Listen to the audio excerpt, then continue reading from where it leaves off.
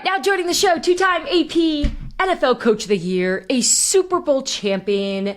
The list goes on and on, actually. One of the best people I've ever met in the NFL over the years of covering it. Chase, I know you don't know Bruce, so I'm glad that you guys are here to meet each other formally here on Scoop City. So, Coach, thank you so much for joining. How you doing? I'm doing great. Great to be on, and hope everybody's getting ready for a happy holiday season. Yeah, it's coming quick, right? It's like before you know it, it was like, bam, we're here, so you know? So the story right now is Bill Belichick. I don't think anyone was that surprised that he wanted to coach. I think the surprise is that he's willing to coach on the college level, right? We just assumed, as somebody that's been as accomplished and established in the NFL space, that was where he wanted to head back. So now all this talk about possibly getting this job at UNC, just from being around him, knowing this league, what'd you make of that when you heard this? Yeah, I was very surprised. I thought for sure he'd wait for the NFL hiring process to play out. There's some good things going back to college, but I had no patience with rookies. I damn sure don't have patience for freshmen. So if I'm going to give Bill one bit of, better bring a lot of patience with you, because now dealing with rookies who made money, but now freshmen making money, it's got to be ridiculous trying to coach those guys. I know, at his age, that's another factor in this. Yeah, like if he ends up going to UNC, though, that's what I was saying with his age, right? He's 72, I believe. Like, if you're a mom or dad and Bill Belichick walks into your house trying to recruit you to Chapel Hill or wherever he goes, first of all, what do you think? And second of all, he said today, he was saying about the Pat McAfee show, how he'd run it like a professional program. Do you see that sort of coming down the pipeline where all the college levels are being run like a pro level team? Yeah, I mean, amazing to see schools hiring general managers. Andrew Luck going as general manager at Stanford. Yes. I mean, the college game is really copying the pros. Now, if we could just get contracts, all right, and a salary cap in college, we'd be really better off.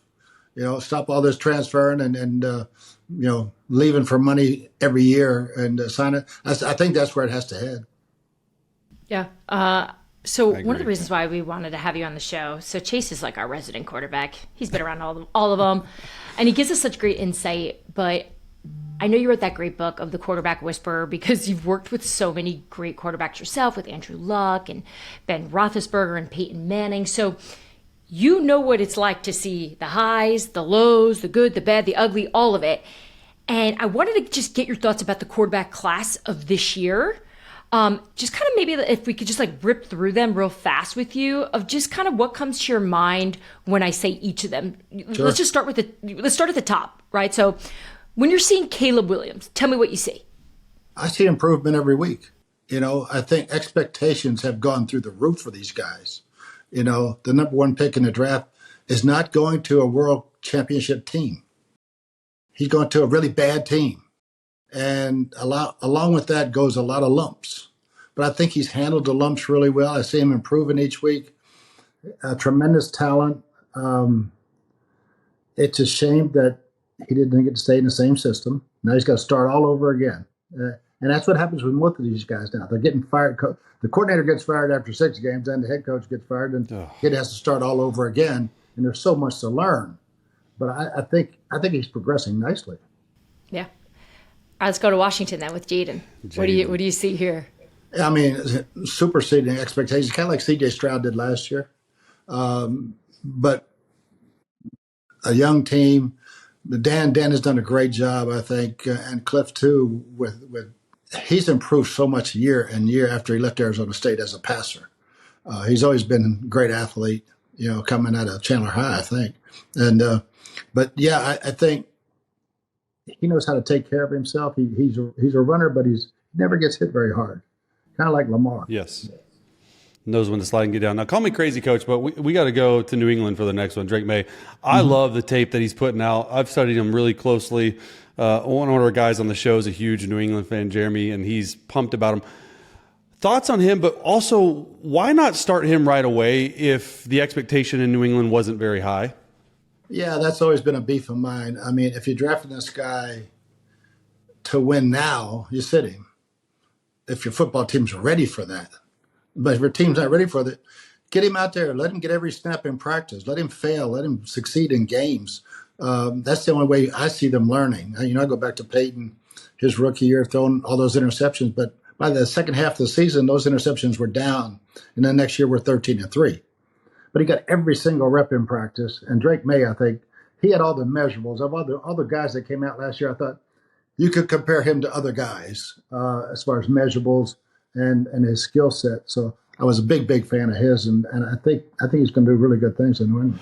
What do you tell a guy like Peyton when he does throw all those interceptions early in his career? Because at least for me, I've seen at least for some of these rookies the confidence issue. But it seemed like like you said, you were 13-3 the next year. Drake hasn't thrown a lot of them, but some of these guys have thrown some picks. Yeah, you got to learn from him, man. There's I go back to Peyton and I sitting in the red zone meeting one day, and guys crossing in this little window. I said, "Bro, that's wide open in the NFL." And he said, "What? Yes. That's wide open in the NFL, especially in the red zone." They have to learn all that stuff, and the only way you learn it is out there practicing, doing it. And yeah, you fail. Now the fans, I think, have gone absolutely crazy with the expectation level, like I said, of these number one picks. But these guys are all talented, and I think the league's, is in great shape for quarterbacks right now. Yeah, we're still waiting to see what happens with Atlanta, them obviously signing Kirk Cousins, but then drafting Michael Penix Jr. That was shocking to everybody. Crazy. But they obviously see something there, and that we heard a couple teams had their eye on him, so they grabbed him. J.J. McCarthy coming off this injury. He'll flourish in a Kevin O'Connell program. We will see that, I'm sure. So that brings us to Bo Nix. And Coach, you were a lot like Sean in terms of you loved your quarterback. I mean, you're a tough love type of coach, but man, Sean Payton has given this kid everything to succeed in terms of the mental side. What are you seeing from Bo, from your perspective, that you think Sean's probably seeing too? Like, yep, we got this right. Yeah, I think that was the best marriage of coach and young quarterback in the draft last year. I thought that was a perfect fit. Everybody wants to compare him to Drew Brees, and he has a lot of those, qualities. Longtime starter in college, veteran, very, very mature young man, but he can sling it. But he's beating people with his legs too. And I think Bo and what Denver is doing, and for Jalen and Denver, and both those teams be 8-5 in the hunt with rookie quarterbacks, which no one was expecting. Those coaches deserve a hell of a lot of credit. Speaking of some rookie quarterbacks, I've been pretty vocal in the media and on the show about the quarterback problem a little bit that we have in the NFL, and that's that we give up on quarterbacks too quickly. Coaches are worried about getting fired. There's a developmental problem, obviously, that I'm guessing you would agree with, but most notably Bryce Young, right, got benched early in the year. Then it's sort of like the year of Sam Darnold, who got ran out of town twice from different teams, and Baker Mayfield as well, all playing really well. Speak on that a little bit from the coaching, like how it has gotten away from sort of developing quarterbacks and just trying to get on to the next thing rather than stay put, let me develop you. Yeah, I think that's a big problem with the ownerships right now. Again, their expectation level, hey, we drafted this guy number one. Well, there's going to be a lot of pain with this. Now, it's not just going to be all happy every single day. We're not coaching this guy. He's got to learn. And but for all of them, patience is the key. And with the fan base and the ownership, give them a chance to get better. Don't change systems on them. Don't fire the damn coaches just because the guy's struggling. He's going to struggle. Now, if he's not making any progress, then you got to make up your mind. Where you're heading. But normally, that coaching staff is the one that liked the guy and drafted him. And then you're going to start all over with somebody that, man, I didn't want this guy. He's not my guy. Exactly what's happening in Chicago. Now you start, you're putting all the scars on the guy, and then can they overcome the scars? And they got to be pretty tough to do that. I think this last class is pretty damn tough.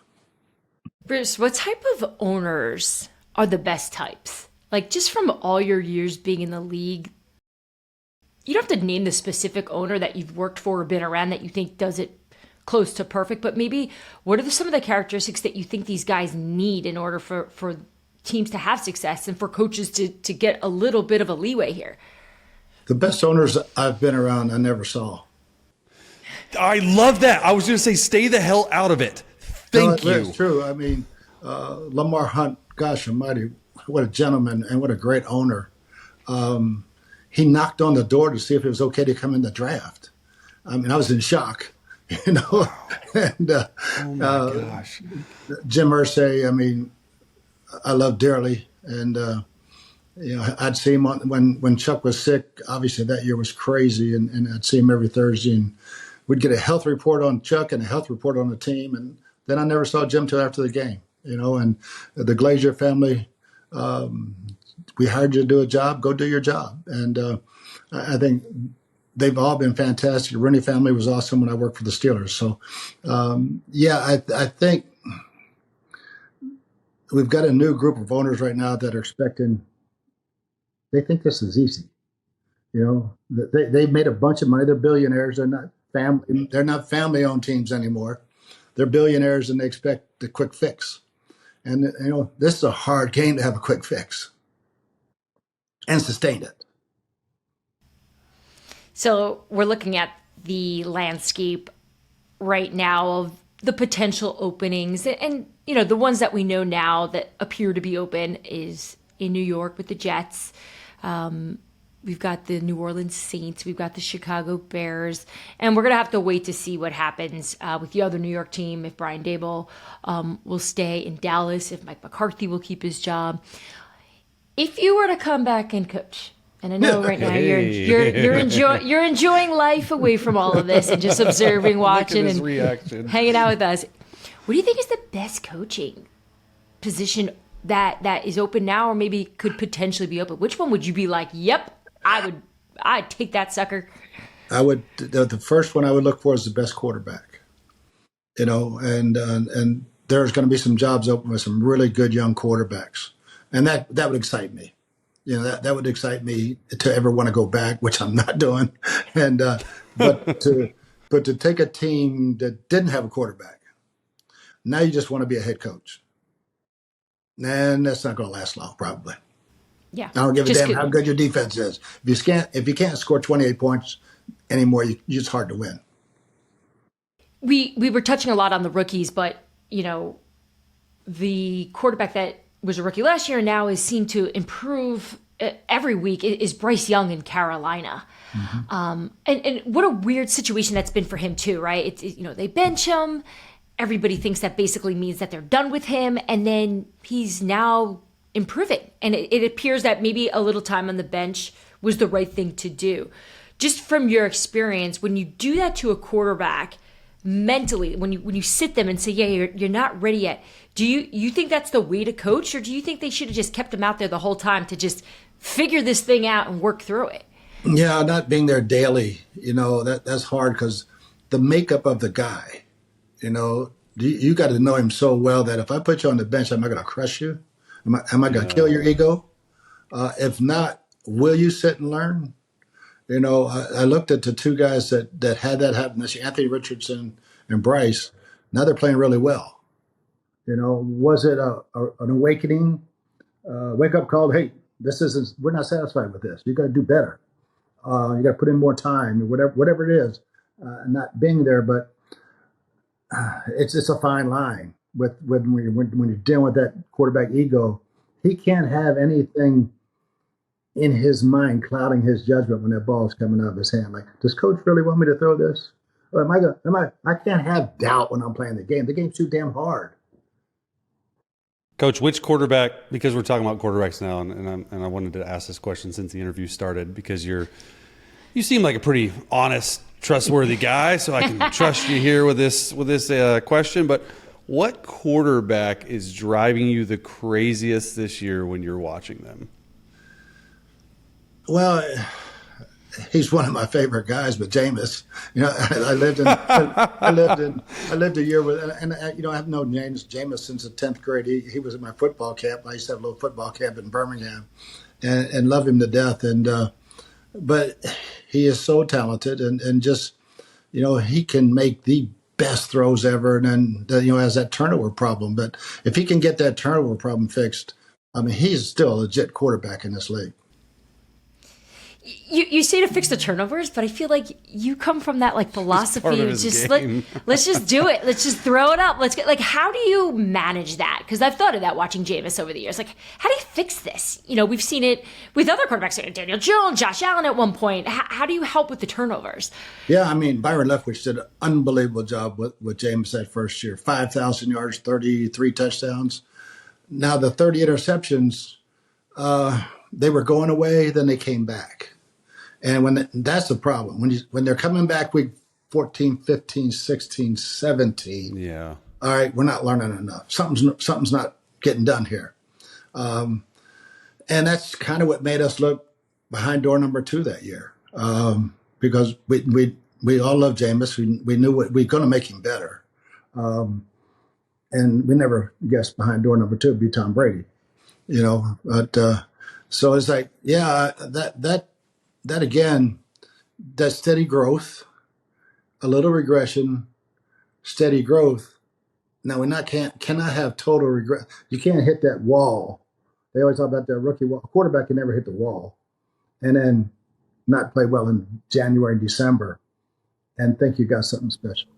Coach, you said Tom Brady. Take me behind, because I just think it's fascinating. He said earlier this year he almost picked the Chicago Bears. Take me behind the inner workings of recruiting the GOAT, the greatest of all time. Like, how do you get a guy like that to come play down here in Tampa? Yeah, Tom recruited us almost as hard as we recruited him. I mean, he knew everything about us. Tom does his homework, man. And, you know, he'd played against us for so many years. And so he knew our offense. He knew what we were doing. He knew our players. He knew the tax codes in Florida. It was on the East Coast. Everything kind of fit what he was looking for. You know, easy access back up to see Jack. And so, yeah, that part of it, the hardest part was COVID. You know, we didn't have spring ball. We didn't have preseason games. And now he's learning this new offense. And like I told him, look, you're really smart, man. I can't ask 21 dumb guys to learn your offense when you're smart enough to learn what they know. And he bought right in and just did a fabulous job. We talk about that on the show a lot, about coaches and programs forcing quarterbacks to do what the coach wants versus what they do best. Yet in this situation for you guys, for what you were doing, you made him adjust a little bit to what you were doing. And I remember before he signed there, and there was a lot of talk about him joining Tampa Bay, I remember being worried about that of, I don't know if this marriage between Tom Brady and Bruce Arians is going to mesh. Why do you think you mesh? Like, how did you find the spot when really you guys come from such different worlds? Yeah, it was just, learning each other, okay, it's 3rd and 2. Tom's natural reaction, let's get the first down. We got Mike Evans one-on-one in this situation. It's not going to happen that many times in the game. Let's don't miss it. All right? I love that. Check it, then come back to get the first down. Everybody says we love throwing the ball down the field. Yes, we do if you give it to us. Now, we're not going to throw it down there if it's not there. Now take all your rest of your reads, check it down, do everything you want to do. And I go back to the Super Bowl right before halftime. Tom comes, hey, we got the lead. I said, no, bro, we're going. We're rolling. We're rolling. And we get another touchdown. He throws it up. Mike gets a pass interference and hit AB for the touchdown. And that's how we play the game. And I think he started having a lot of fun with it. Keeping with the Bucs before we let you go, at least this is one of my last questions. The Bucs are right now on top of a classically messy division, right? I played in the NFC South for 4 or 5 years, and it's always a close division. What interests you most down the stretch about these Bucs? The health. Right now, the secondary, man, we got to get some guys healthy to play defense. Todd's so hamstrung on what he can do defensively, because he loves pressure. He loves man-to-man. He hardly ever plays man-to-man anymore because he doesn't have any corners. Now that with Antoine getting hurt, hopefully we get him back. But, they're scoring points. You don't have to worry about Baker's he's going to get his points. And Liam's done a great job with this offense and putting those guys in, especially with Mike Evans and Chris Godwin out, they're still scoring 28 points, So they don't have to worry about that. Just get the defense healthy so that they can protect the leads in the fourth quarter. All right, finally, when you're sitting on the boat, by the lake, maybe in the golf cart, whatever it is that you're doing that is enjoyable to you, spending some time with the grandkids, What's the one thing about football that you're missing right now? Like, do you feel it when I know you're enjoying being away, but is there a part of it that you're like, man, just to go back there? Yeah, the guys, locker room. The locker room, the coaches, devising game plans, and I don't miss having a hell of a football team and all you guys getting hurt, and everybody expects you still to win. Yep. That wears you out mentally, and I think what I just referring with Todd, right? He's doing a hell of a job with all the injuries they've had this year to be where they're at. But that I miss that the relationships. I miss the relationship with the press. I always had a great time with the press, having a lot of fun, and so it was like that part of it. But the game itself, and I damn sure don't miss referees. Oh, so true. Wait, before we go, one more. My blood pressure still rises every Sunday. Referees, sure. man. Okay, last one for me. Sorry, I just thought of this one. What's a day in the life like now of Bruce Arians in retirement? Like, take us through a day. What are you doing? Get up whenever, unless there's the early tea time. I don't go with the early tea times anymore. Get up whenever and go play golf, have a cocktail, have another cocktail, and go play golf again. I love that. Or go see the kids. Go see the grandkids. Sign me up. Yeah, Bruce, so thank you so much for joining us and really sharing some of this insight, some of your stories. We appreciate it, and we hope you come back to Scoop City another time, hopefully next season. Love to. Thanks, guys. Thanks, Bruce. Thanks for tuning into Scoop City. If you want to hear more, make sure you like and subscribe. We drop our new episodes every Tuesday and Friday.